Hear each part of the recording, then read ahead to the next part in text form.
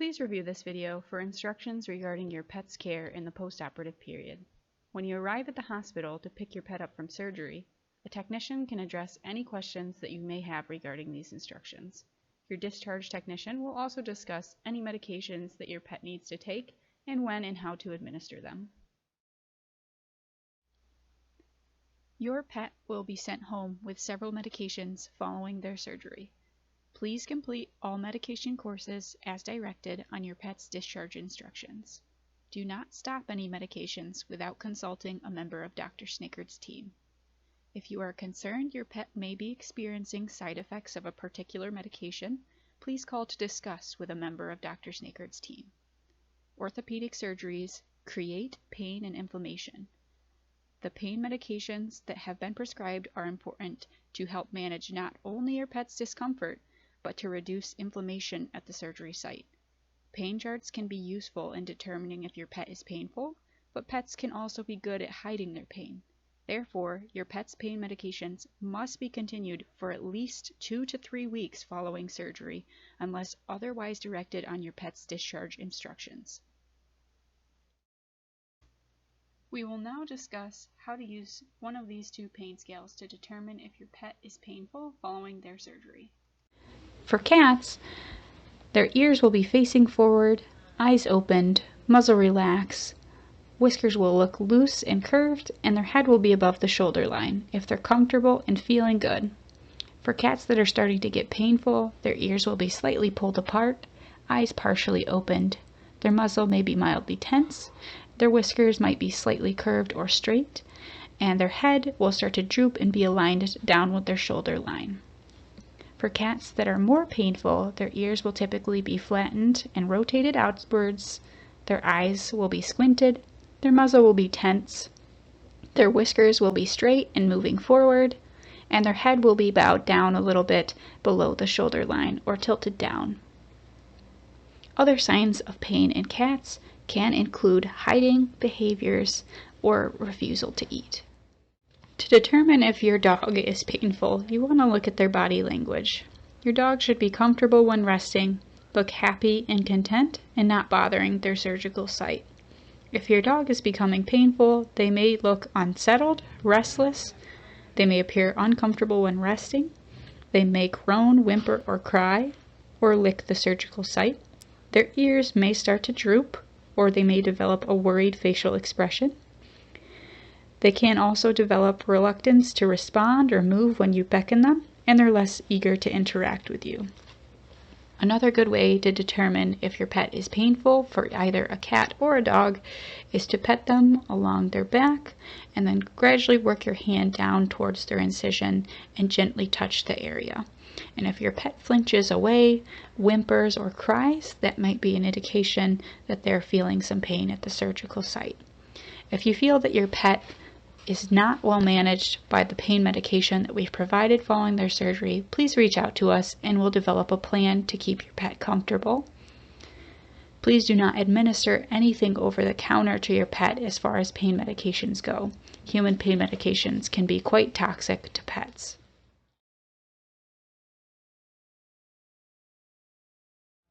Please feed your pet half of their normal dinner after 6 p.m. tonight. We recommend this smaller feeding the night following surgery to prevent any regurgitation or vomiting. Normal portion sizes may be resumed tomorrow morning. Please offer a small amount of water when you get home, and then make sure that they do have a bowl of water down later in the evening, and they should always have access to fresh water. If your pet's doctor is recommending any calorie adjustments following your pet's procedure, they will be outlined on your written discharge instructions. Constipation can be commonly seen following anesthesia. To prevent this from occurring in your pet, Miralax or plain canned pumpkin can be administered. Please choose to administer Miralax or pumpkin, not both unless otherwise directed. Please ensure that if you choose pumpkin, that it is the plain canned pumpkin, not the pumpkin pie filling. Please review your discharge instructions for your pet's dose, or review the following charts for dosing. The charts list a pet's weight in pounds on the leftmost column, and the dose for pumpkin or Miralax in the right column. This dose should be repeated twice daily. Please start one of these options if no bowel movement is observed within a day or so following surgery. If your pet displays vomiting, diarrhea, anorexia, or straining to defecate without producing a bowel movement, please call our hospital. Your pet must be strictly confined for a minimum of 6 to 12 weeks following their surgery, with only short leash walks to urinate and defecate.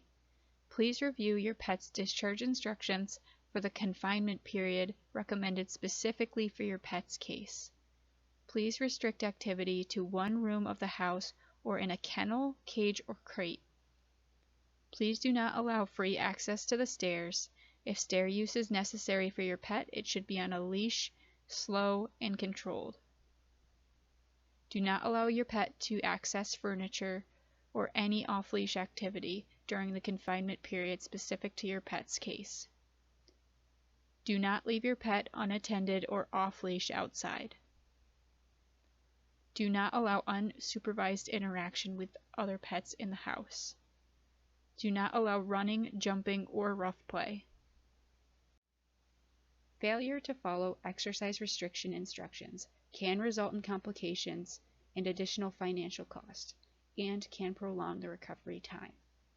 If your pet is typically very active and you think you may have trouble adhering to these instructions, please let your doctor and surgical team know so we can develop a plan to ensure that you are successful. Cats have some additional considerations for activity restriction following orthopedic surgery. Just as previously discussed, your cat should be restricted from running, jumping, and rough play, and should not be allowed to access furniture, beds, or stairs. Keep your cat separated from other pets in the household. Please confine your cat to a smaller area. Your cat should be shut into one room where they can be restricted from jumping or climbing. Alternatively, a cage or large dog crate can be used instead and can house your cat's food, water, litter, and bedding. Please do not allow resting in the litter box. If you notice the litter sticking to your cat's incision, consider changing to a litter such as crystal litter, yesterday's news, or paper shredded litter. These litter types will be less likely to stick to your pet's incision or bandage. A large, low-sided litter box will be easier for your cat to access following orthopedic surgery. An old baking tray or cake pan can work well for this purpose. Please clean the litter daily and observe your pet's waste for any abnormalities. Failure to follow exercise restriction guidelines can result in surgical complications. If your pet is typically very active and you think you may have trouble adhering to these instructions, please let your doctor and surgical team know so we can develop a plan to ensure that you are successful. Please monitor your pet's incision twice daily for any abnormal signs. Bruising and swelling are commonly observed following orthopedic surgeries.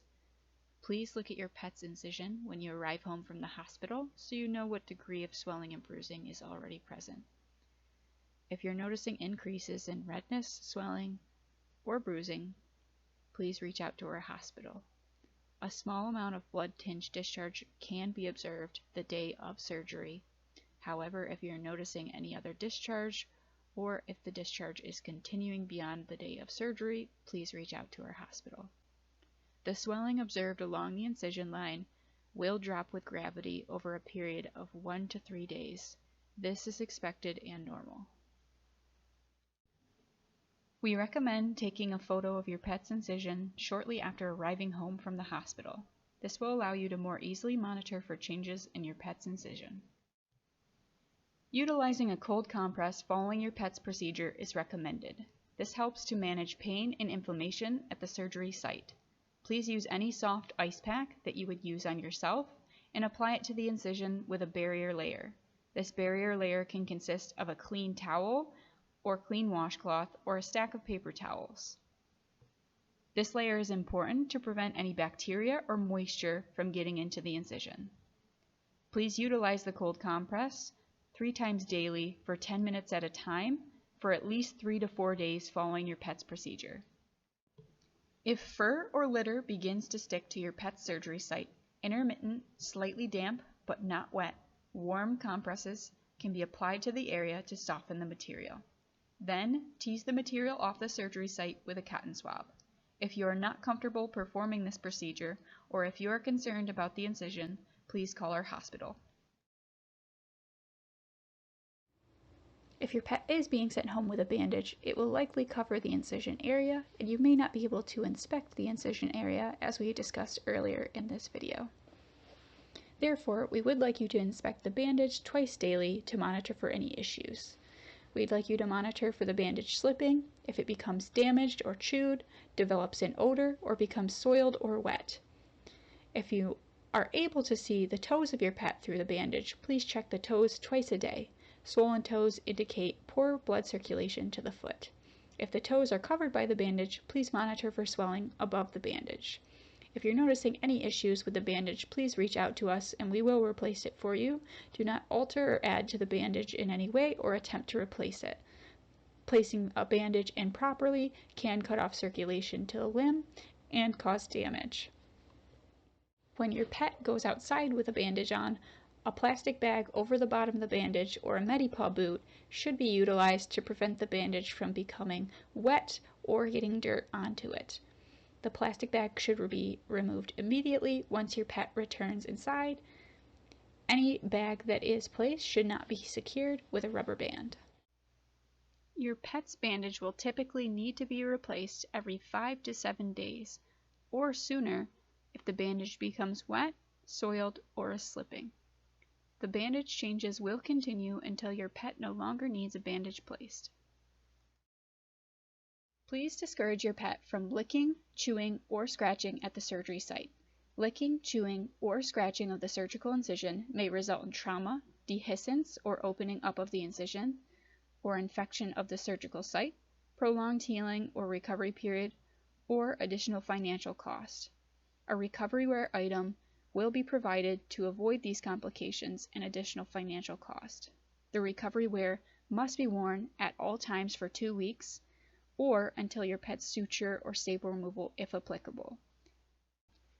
There are 2 different options for e-collars. The first is a plastic e-collar, also known as a funnel or cone. It is clear, can be wiped clean, and broken down for storage. The second is the calmer cone, which is a softer fabric cone. It is held together by Velcro, which is important to note as the noise of the Velcro may startle your pet when putting the cone on or taking it off. This collar can be washed in the washing machine and air dried. Inflatable e-collars should not be used unless they have been discussed with and approved by your surgeon, as they are often not an effective method at preventing licking or chewing at the incision site. Your pet may benefit from a sling or help 'em up harness to help support them while walking and to prevent slipping on slick surfaces such as tile, hardwood, or icy ground. Additionally, throw rugs or yoga mats can be used to help provide traction. Traction tape can also be applied to the bottom of your pet's bandage. Your pet will begin rehabilitation therapy and range of motion exercises after the removal of their bandage and splint. Any recheck appointments that are necessary for your pet will be outlined on your pet's discharge instructions. Typically for fracture repair surgeries, weekly bandage changes will be performed by Dr. Snakerd for several weeks. Suture removal will occur at the time of the second bandage change, 10 to 14 days after surgery. If the bandage becomes damaged, wet, soiled, or is slipping, then it needs to be replaced sooner than the next appointment.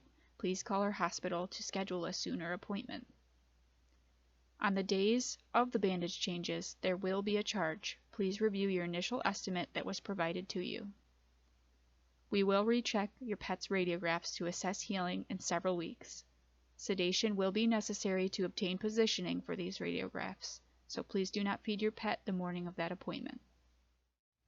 Following your pet's surgery, there are some symptoms that we would like you to monitor for that we do not like to see in our recovering patients.